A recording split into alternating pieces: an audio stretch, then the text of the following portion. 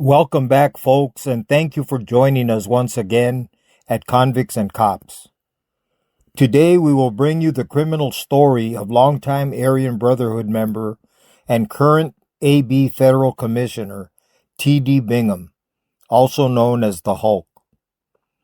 Before we begin with T.D.'s journey, let's turn to our sponsor for a quick word, coming to you from Matthew 23:12. For everyone who exalts himself will be humbled, and all those who humble themselves will be exalted.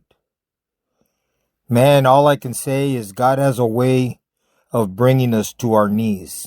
Although TD is not a particularly tall man in height, standing 5'10", he was incredibly strong, and you would always find him at the weight pile at San Quentin and Folsom prisons when free weights were allowed. Prison violence, of course, would put an end to that program, and no more free weights are allowed in high-level prisons. TD became known as Super Hunky, Bull, and the Hulk. A little side note on this, many convicted felons felt like strength and muscles derived from the weight pile was sufficient to intimidate your fellow convicts behind bars. I can tell you that in my years of doing time, I've seen many muscle beach dudes run like deer from the side of a prison shank. Physical strength, in other words, did not necessarily equate to viciousness, is what I'm trying to say. But there were many exceptions. Not only was TD strong, but he utilized it effectively in combat behind the walls. TD was always on the front lines and not shy when it came to race wars, and was responsible for at least 2 hot ones, prison murders, inside the California Department of Corrections. As was the case with many of us, he was never convicted. Tyler Davis Bingham was born on April 14, 1947, to parents T.D. Bingham Sr. and Grace Bingham in Wichita, Texas. His father was a World War II veteran, and T.D. Jr. is the youngest of 6 children. The family's migration can be traced through various California city directories. In 1955, T.D. and his family lived in Bakersfield, California. In 1957, they were living in Fresno, California. In 1967, they lived in San Luis Obispo, and they lived in Modesto, California in 1969. In the past, the city directories also listed the occupation of the head of the household. I find it interesting to discover that although his dad once worked for a Valley Patrol and Detective Agency when the Binghams lived in Fresno, T.D. Jr. would head in the opposite direction, adopting the outlaw criminal lifestyle. On December 10, 1966, at the age of 19, T.D. and his crime partner, 21-year-old Donald Myers, robbed $60 from the Beacon service station located at 6390 Blackstone Avenue in Fresno, California. The next morning, they attracted law enforcement attention when T.D. and Myers were observed driving a car without license plates. Police pulled them over and arrested them in the parking lot of a tavern located at 3035 East Belmont Avenue. T.D. and Myers were booked on suspicion of armed robbery. When T.D. was searched by the officers, a switchblade was confiscated from him, and they discovered an eyedropper and a hypodermic needle in his shoe. Additional charges were added against T.D. for carrying a switchblade and possessing drug paraphernalia. Not only was crime part of the outlaw lifestyle, but so too were drugs. While in jail, T.D. picked up more time. On February 5, 1967, he appeared before Municipal Court Judge James V. Page on a battery charge for assaulting 36-year-old Gene Austin Mills. T.D. was sentenced to 10 days in jail and 6 months of probation. On March 24, 1967, T.D. and his crime partner Donald Myers pled guilty to one count of petty theft after the original strong-arm robbery charge was reduced. Myers confessed to authorities that they stole the money to purchase heroin, and immediately after committing the crime, they went to a local motel to shoot up. The judge ordered them into a drug treatment program for narcotic addiction. Ultimately, it did not appear the treatment was successful because on January 29, 1968, TD, his older brother Samuel, and 3 other young men were arrested after the vehicle they were riding in crashed into the center divider on North Wishon Avenue at the Santa Fe Railway underpass. They were booked on charges of possessing marijuana and amphetamine pills after 12 pills were found in the pocket of one of the vehicle occupants, and a stash of marijuana was uncovered in the car. TD wasn't slowing down and continued to party and consume illegal drugs. On September 18, 1968, at 3:51 p.m., he was pulled over on Sunrise and Edison Avenues when police noticed the car TD was driving had a malfunctioning brake light. With TD's permission, Officer Kenneth Reed conducted a car search and found nothing. But while the officer was doing his search, he noticed TD kept his hand in his pants pocket. Officer Reed decided to search him for weapons, and he seized various amphetamine pills discovered in TD's pocket. No weapon was found. TD was booked into the Stanislaus County Jail on a single felony charge of possession of dangerous drugs for possible sale. He was released on bail shortly after being booked, and TD continued doing his thing. As many of you are aware, part of the criminal culture includes the use of illegal drugs. The use of drugs required the generation of income, and crime allowed the party to continue. TD loved getting high, and there was no shame in his game when it came to generating illicit revenue. On October 8, 1968, TD and Helen Christ entered a Santa Rosa street service station. TD pistol whipped the clerk and cleaned out the cash register. The pair then jumped into a 1958 car and sped off.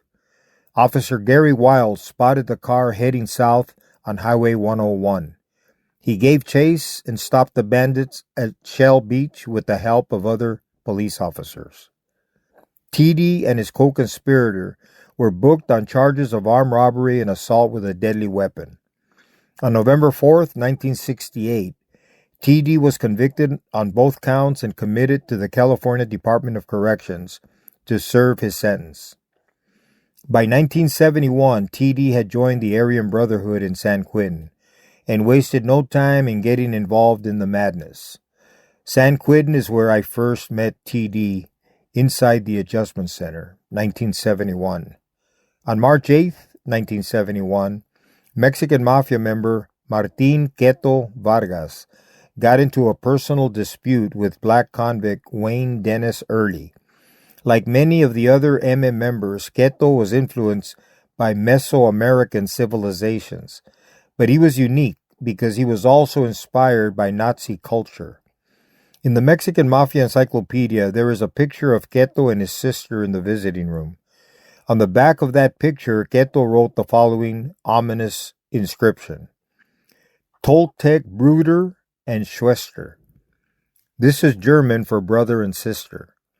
Toltec is a reference to an ancient Mesoamerican civilization that predates the Aztecs and the Mayans. Queto was also a vehement racist and hated black convicts with the utmost passion. On March 8, 1971, Queto stabbed Wayne Dennis Early and hurled him off the 5th tier inside the East Block.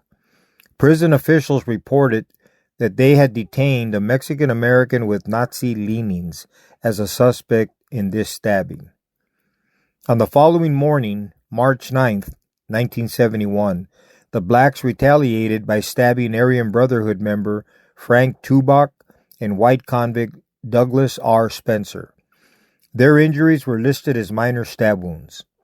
Shortly after noon, the blacks struck again, stabbing white convict Arthur Golia in the stomach and lacerating his kidney. Less than 2 hours later, a fourth white convict, Robert Skyers, was attacked and stabbed in the chest and arm. He was listed in good condition. As a result of the 5 stabbings in less than 24 hours, the prison administration instituted a general lockdown. This was the first lockdown since the last race war in April of 1969 that left 3 black convicts dead and 4 white convicts wounded. In an attempt to prevent further violence, the San Quentin administration initiated a search of the entire prison and all convicts for weapons. 6 convicts were searched in the dining hall, and 7 prison-made knives were confiscated. One of the men was carrying 2 shanks. 5 other knives were found outside of the dining hall on the ground. On Thursday, March 11, 1971, the lockdown that kept all but 500 of the 3,241 convicts locked down, except for meals and hospital visits, was relaxed in the afternoon. 1,000 convicts of the North and West Block were allowed to return to their normal routines. Those, as I remember, were the 2 honor blocks.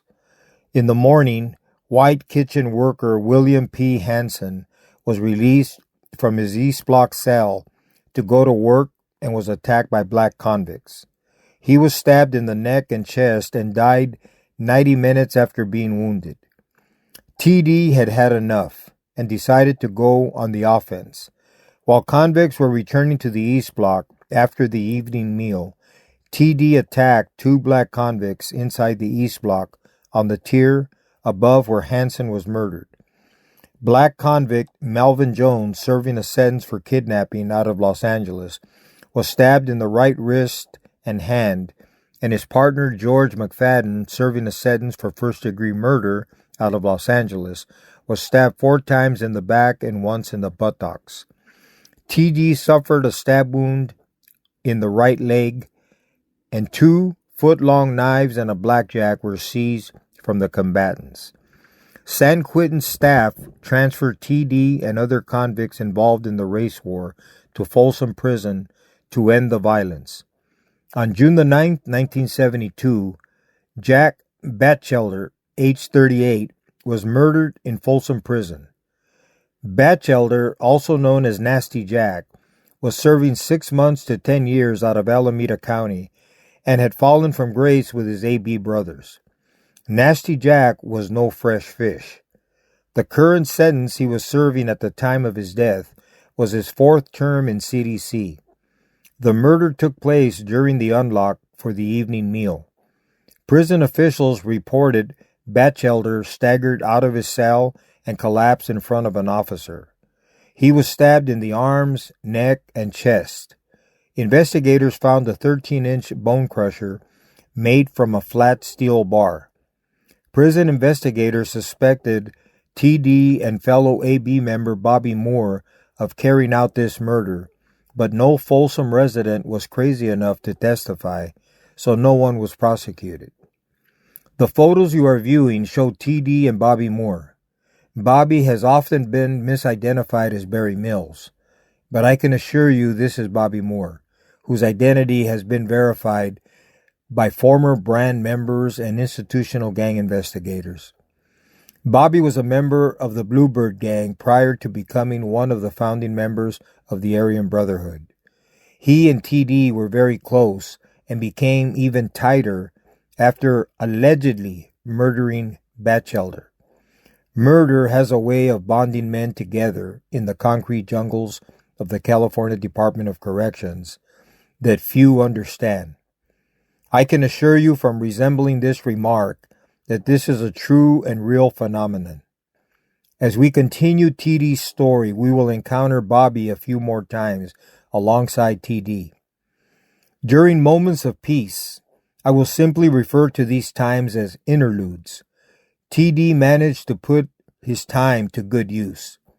In June of 1974, he was awarded a high school diploma in a graduation ceremony held in Folsom Prison. Fellow brand member Robert Bobby Galloway, also was awarded his diploma. This would help TD in his efforts to secure parole to the streets. But let's not get ahead of ourselves.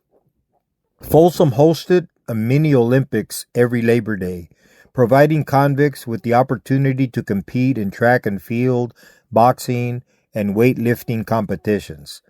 TD was strong as a bull and didn't miss a chance to display his prowess on the weight pile. He won the heavyweight weightlifting title on multiple occasions. Here he is pictured on the weight pile. Standing from left to right is AB associate Glenn Ainge, AB member and Hell's Angel Gary Lurch Burkett, TD's crime partner and AB brother Old Man Bobby Moore, AB associate Terry Dawson, AB member Tommy Lamb, and Super Honky himself, TD Bingham. This picture contains the weightlifters in the 1976 heavyweight division. From left to right are AB members Mervyn Moose Forbes, AB associate Terry Dawson, TD the Hulk, and Tony Allen.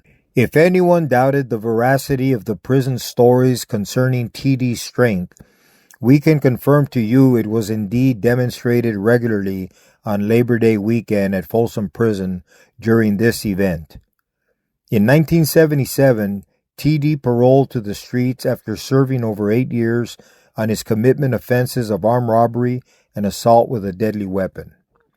However, TD had no desire of going straight, and he immediately returned to the dope business.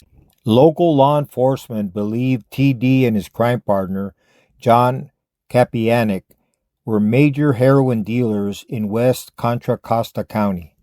On February 22, 1978, the Contra Costa County Narcotics Strike Force and the Richmond Police Department raided TD's home located at 2800 Sargent Avenue in Terra Hills, California.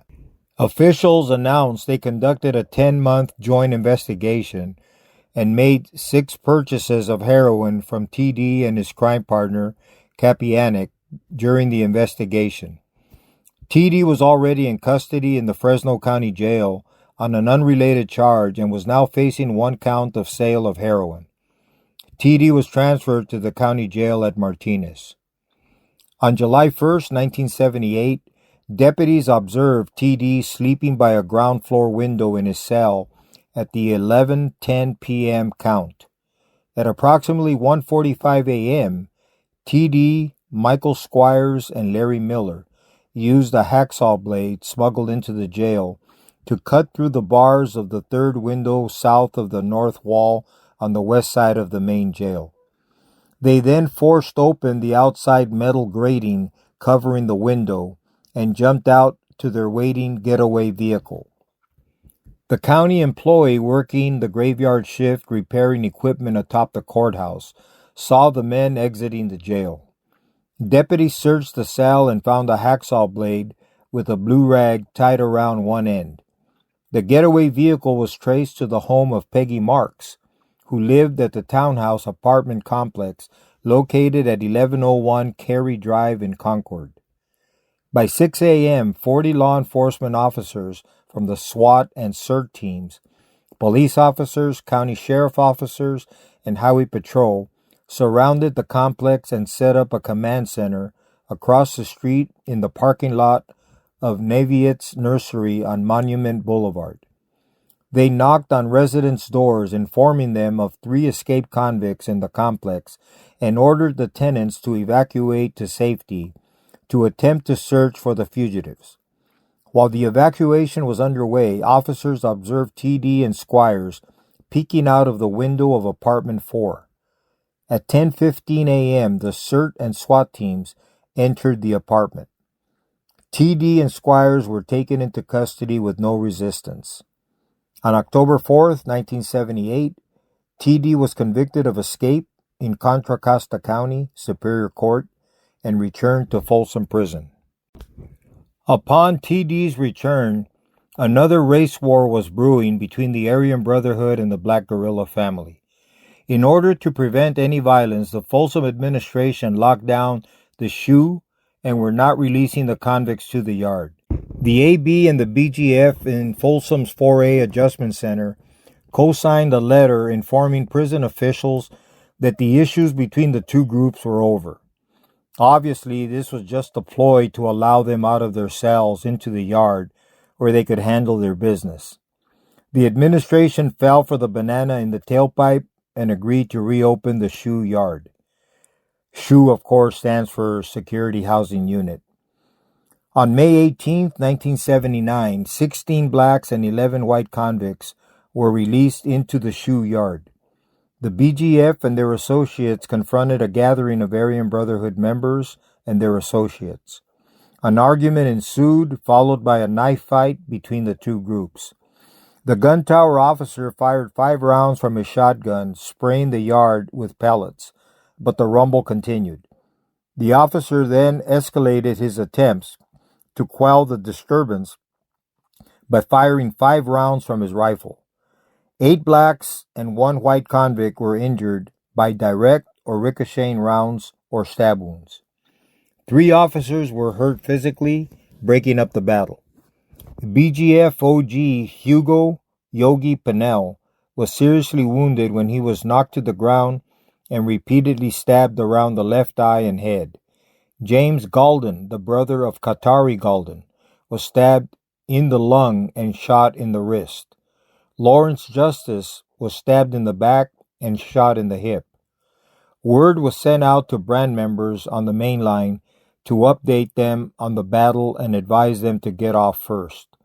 On May 19, 1979, it was the general population's turn to go off.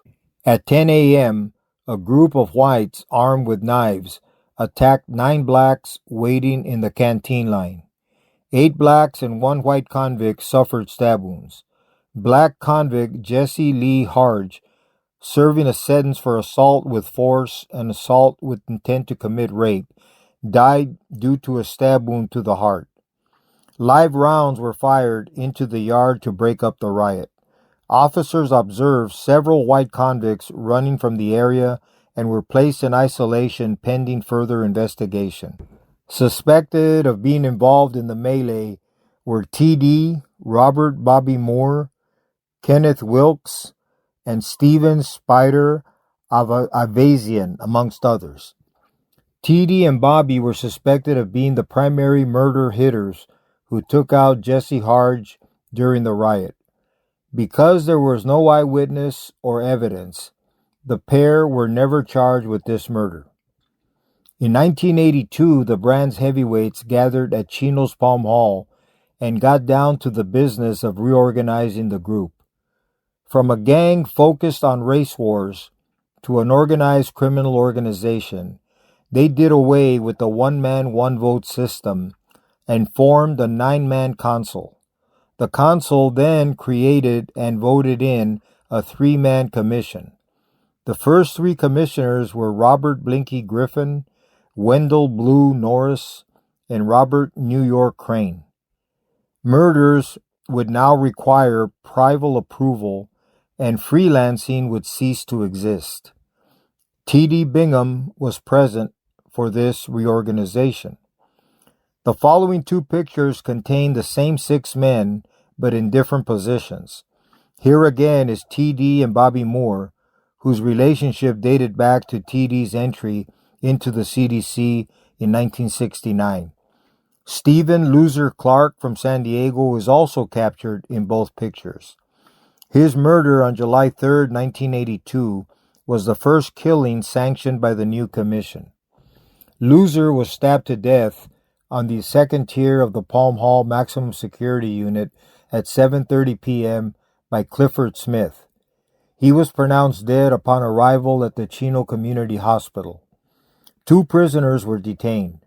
Michael Thompson was accused of holding Loser while Smith stabbed him 37 times. San Quentin prison officials discovered the details of the internal hit when a convict transferring from Chino was discovered attempting to smuggle in a letter known as a kite secreted in his rectum.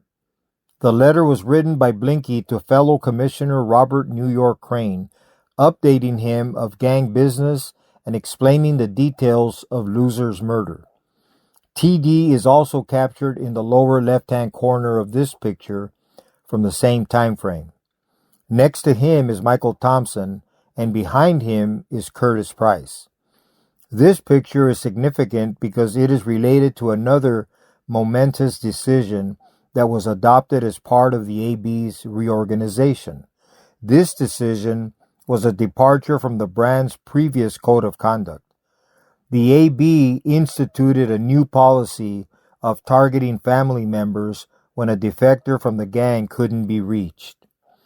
Because Curtis Price had an upcoming release date in September 1982, he was chosen to kill the father of dropout Stephen Barnes.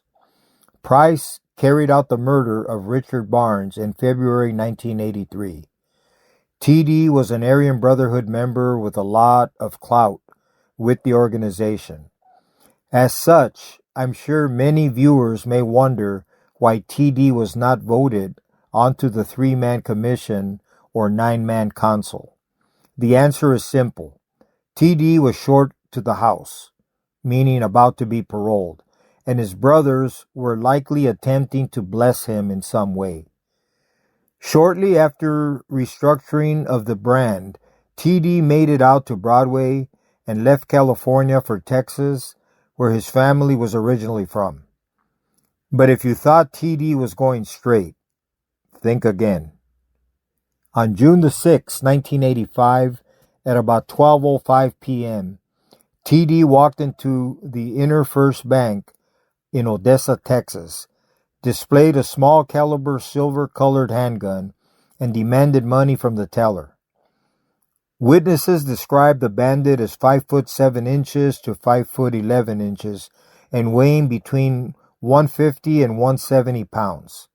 On June the 9th, 1985, an Odessa newspaper released a wanted picture of TD and his getaway driver. TD was listed as 37 years old, about 5'10", weighing 180 pounds. On June the 19th, 1985, TD was taken into custody when he exited his motel room in Cheyenne, Wyoming.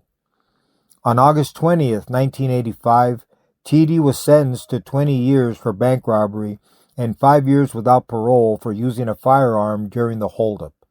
The two sentences were to be served consecutively, beginning with the 5-year sentence. TD was committed to the Federal Bureau of Prisons to serve his sentence, and his first stop in the BOP was Lompoc. Word reached him that an inmate in Lompoc was in the hat, in other words, targeted for execution. Gary Evilsizer was an Iowa State inmate that was transferred to the feds because he was causing too much havoc in the Iowa prison system. This was not uncommon, and this is why and how Minnesota state prisoner John Greshner ended up in the feds and hooked up with the Aryan Brotherhood. Evilsizer was serving 55-year consecutive terms for second-degree murder, robbery with aggravation, and escape. Evilsizer made the mistake of thinking because he was a big fish in the Iowa prison system, that would carry over into the BOP. He misjudged and bumped heads with the AB at Lewisburg. On December 29, 1983, Evilsizer sustained a wound to the head resulting in a skull fracture. He managed to walk himself to the prison hospital to seek medical attention from the paint shop where he was working. Having received the message from the brand, Evilsizer told prison staff a fall was the cause of his injury. From confidential information received by staff, prison officials believed he was attacked by another prisoner. But Evilsizer stuck to his story. Evilsizer was transferred from Lewisburg to Lompoc for his safety. But the BOP couldn't keep him safe from the Aryan Brotherhood. The BOP were not fully aware of the criminal history of many of the first-time federal prisoners coming in from California, many possessing lengthy and extensive criminal experience with maximum security designations in the CDC, like T.D. Bingham. When news reached TD about Evilsizer's status, he jumped at the opportunity to kill two birds with one stone. He could take out a wanted target and introduce himself to the federal system with a violent act and thereby introducing himself to the BOP in dramatic fashion.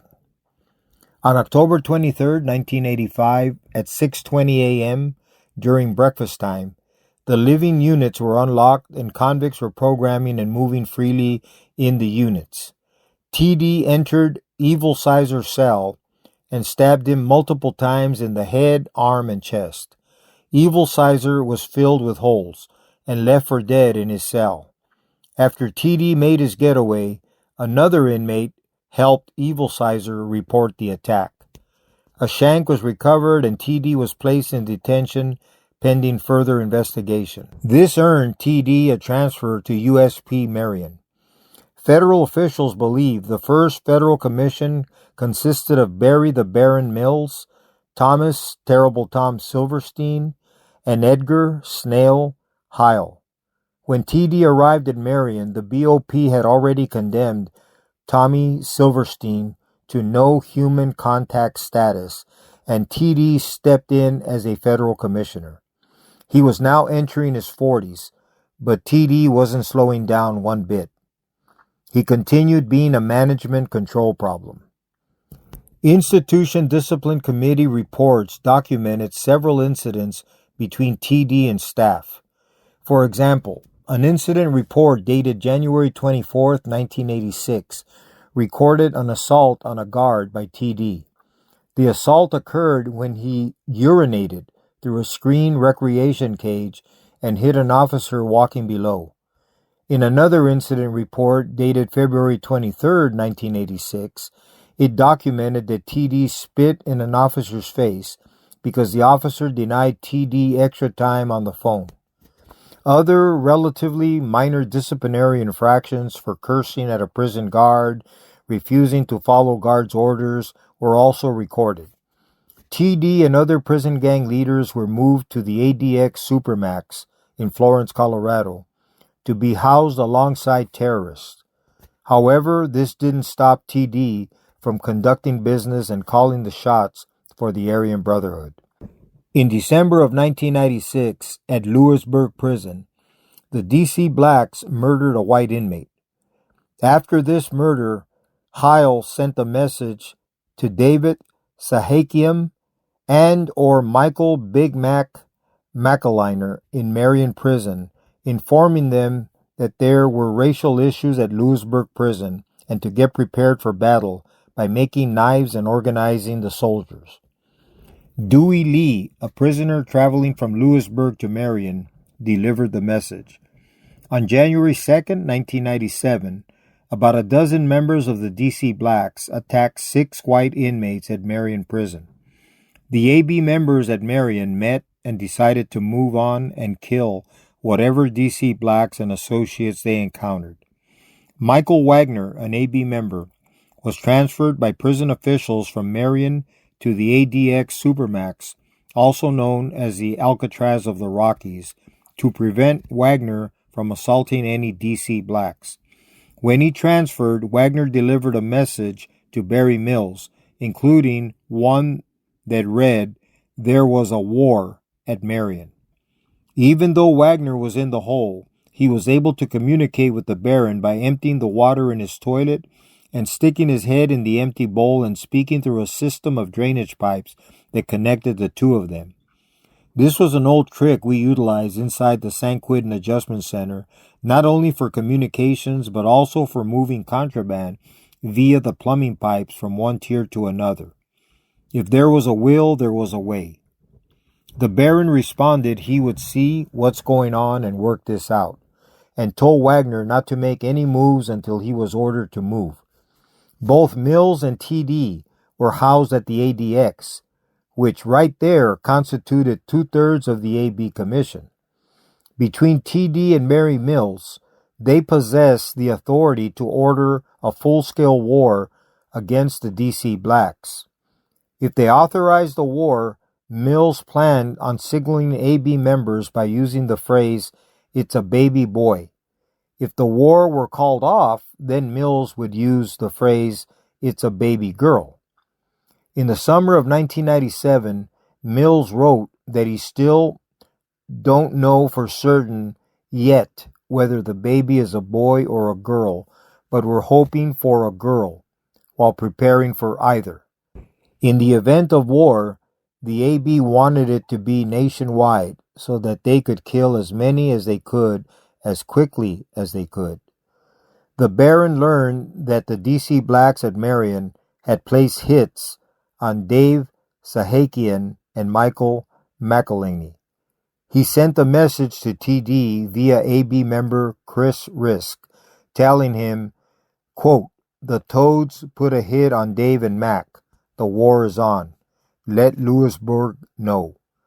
TD received Mills' message on August 14, 1997. After Risk confirmed it was from Mills, TD Bingham authored an invisible ink message to Louisburg, where Al Benton and other AB members were housed, telling them, "War with the DC blacks. Signed, TD." TD Bingham had given Ronald Slocum the message to send it to Louisburg. Al Benton was the third commissioner at this time. Slocum delivered TD's War with DC Blacks message to Benton on August 27, 1997 at Louisburg. At the RICO trial, Benton was asked what the letter sent by TD through Slocum meant. Benton responded, "It meant kill every black you can find." That's exactly what it meant. On August 28, 1997, AB members led by Al Benton murdered Frank Joyner and Abdul Salam and stabbed Byron Ball. Before the murders, Benton promoted Jason Scheihart and Henry Houston from probationary members of the AB to full members because they were going to sacrifice themselves by catching a case. Because Henry Houston did not know by sight who he was supposed to kill, Benton escorted him to Abdul Salam's cell. They stabbed Salam to death at the same time as the Joyner and Ball attacks. Byron Ball was playing a game of Monopoly with Larry Fortune and Frank Joyner when the attacks took place. Wayne Bridgewater entered the cell where the three were playing and repeatedly stabbed Joyner with a knife. Ball stepped away from Bridgewater toward the door of the cell and pleaded with Bridgewater to stop. Ball then noticed Scheihart walking towards him, so Ball turned his body into the cell to let Scheihart pass by. As he turned back, Ball felt something hit his shoulder, and his right arm started feeling funny. Ball saw blood dripping from his arm and went back to his cell where he tried to wrap a makeshift tourniquet around his arm. Ball was later informed that he was stabbed in such a way that tying on a tourniquet could not do any good whatsoever. He was stabbed in the back through the shoulder, and the knife took a piece of the armpit off under his arm and a piece of the upside of his shoulder. On July 29, 2006, a jury rendered guilty verdicts to counts 6 and 7 of the first superseding indictment against Barry Byron Mills and Tyler Davis Bingham. Counts 6 and 7 each alleged that the defendants committed a violent crime in aid of racketeering when they ordered the war against the DC blacks that resulted in the brutal murders of Frank Joyner and Abdul Salam at the United States Penitentiary in Louisburg, Pennsylvania on August 28, 1997. The prosecutors were seeking the death penalty, but the jury could not reach a decision on the death penalty. Therefore, the judge sentenced them to life in prison. For the most part, the additional life didn't matter to the other defendants because they were already doing all day a life sentence and had no illusions about seeing the streets again. On the other hand, TD, up to this point, had avoided conviction on any crimes while incarcerated in the feds, and was actually coming up for parole. Now he was done. TD has no shot of making it home. TD now waits to die, isolated in a concrete dungeon. That doesn't seem like much of a reward for a lifetime of loyalty, violence, and pain. Take heed and learn that there is no happy ending in that life. Good night, and God bless you.